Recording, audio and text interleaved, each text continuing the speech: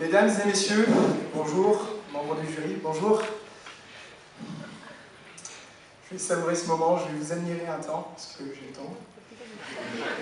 Et je crois remarquer que la plupart d'entre vous êtes des juristes. Ça tombe bien, on est en huis clos. Bon, rentrons dans le vif du sujet.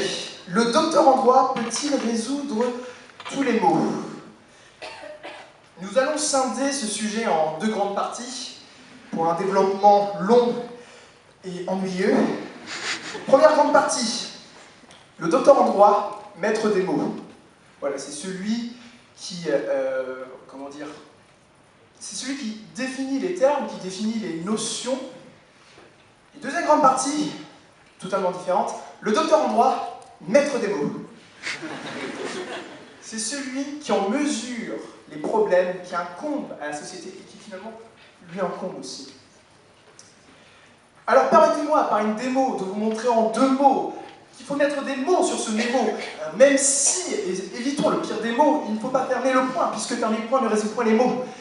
Tout cela n'est qu'affaire de jeux de mots de tête, mais sérieusement, qui a écrit ce sujet Qui a écrit ce sujet? Je suis effaré, je suis consterné, que dis-je? Je suis ébahi. C'est de quoi faire retomber Samirza Vilcescu dans sa tombe. Ah bah bravo. Vous connaissez pas Samirza? Faut retravailler un peu votre culture là, c'est effarant quand même. Bon, la réponse est simple, mais évidemment que le docteur en droit peut résoudre tous les mots. Les mots MAUX, on se comprend bien, puisqu'il a fait le tour des mots MOTS. Il faut savoir que le docteur en droit a lui-même élaboré son propre langage juridique. C'est-à-dire que parler français simplement, ça ne lui a pas suffi, lui il est passé à un autre cap. Au-dessus de tout ça. Donc, je vous dis ça entre parenthèses, mais après on s'étonne qu'on ne connaisse pas la loi, on ne la comprend tout simplement pas. De toute manière, nul n'est censé, donc ignorons la loi. Revenons à nos moutons. Qui de vous n'a jamais rêvé d'aller voir le docteur en droit parce que vous auriez souhaité, excusez-moi, parce que vous auriez souhaité faire payer à celui qui a laissé son chihuahua pisser sur votre paillasson. C'est le genre de circonstance qui vous donne envie de cuisiner chinois, en tout cas de faire des chinoiseries, pour pas dire autre chose. Qui de vous, si vous étiez enregistré à votre insu, n'irait pas voir le docteur en droit pour faire valoir votre droit privé en invoquant l'article 8 de la Convention européenne des droits de l'homme? Et à ce titre, d'ailleurs, l'avocat de M. Nicolas Sarkozy, M. Thierry Herzog, est un maître en la matière. Moi, je vous le conseille. On te soutient, Thierry.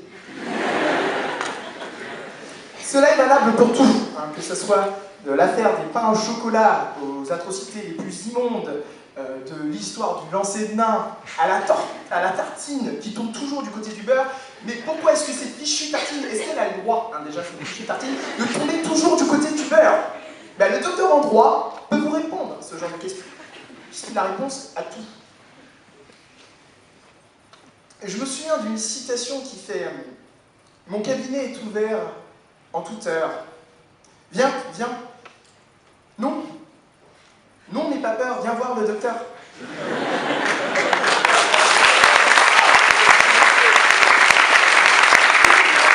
C'est un éminent docteur, je crois bien, c'est le docteur gynéco, un éminent docteur qui a dit cela. Bon, prenons un cas plus pratique. Je vois que vous êtes un peu quand même sceptique. Je vais vous raconter une histoire. Je sais que vous aimez l'histoire, même toutes ces histoires, on est un peu tous friands des histoires, on est tous des gamins, même si on n'ose pas se le dire. Un peu. Donc une histoire, attention, inspirée de faits réels. Un homme qui tue un autre homme. Bon, jusqu'ici, vieux comme le monde. Mais attention, ça se complique quand cet homme tue un homme qui est déjà mort. Oui, vous m'avez compris. C'est le meurtre d'une personne décédée. Alors, c'est totalement effrayant, mais pour le docteur en droit, ça ne lui fait pas peur. Non, non, non, non. Et lui, il s'empresse de saisir cette affaire, d'en tirer les mots et de régler le problème au plus vite. Alors ça donne quelque chose comme ça. Attendu que, parce qu'il faut savoir que les conclusions de la Cour de cassation sont très solennelles, attendu que, ayant supposé établi que X, croyant Y encore en vie, ait exercé sur celui-ci des violences dans l'intention de lui donner la mort. Mort que cette personne avait déjà, la mort lui allait si bien. Poursuivons. Alors, où en étions-nous? Voilà. Il n'importe, pour que soit caractérisée la tentative d'homicide volontaire, que la victime fût déjà décédée. Alors comment voulez-vous tenter quelque chose que vous avez déjà accompli? C'est comme si j'essayais de réavoir ma L2. Ah, quoi bon. Donc, finalement, c'est même plus un cas pratique, hein, c'est un canular. Mais n'allons pas plus loin, car le docteur en droit a toujours raison, et encore plus quand il s'agit de la Cour de cassation, parce qu'elle, elle vous casse l'arrêt.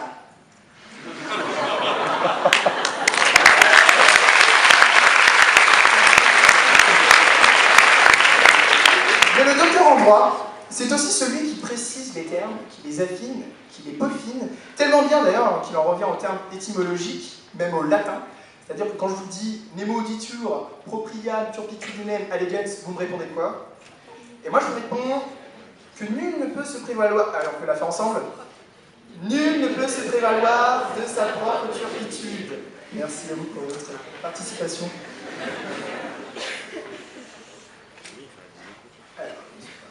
Alors oui, turpitude, déjà, le mot que vous utilisez comme grand comité. Oh, mais que voilà, une turpitude. Or, c'est le cas du docteur en droit. Celui pourtant qui manipule l'art oratoire, qui manipule les mots, qui comprend la société et qui la codifie, c'est donc aussi celui qui va se prévaloir de la loi et qui va en causer lui-même des mots. Mais comprenez-moi bien, tout en essayant de remédier à ces mots. Et si vous ne comprenez pas, c'est que je suis sur la bonne voie d'avoir mon doctorat.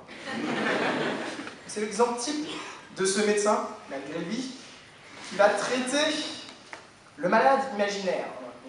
L'hypocondriaque, donc celui qui croit être malade. En tout cas, on va l'appeler le malade imaginaire, même si c'est pas ça vraiment l'histoire. On s'arrange. Et donc, voilà, ce médecin va chercher des problèmes là où il n'y en a pas, puisque le problème est inhérent à la personne.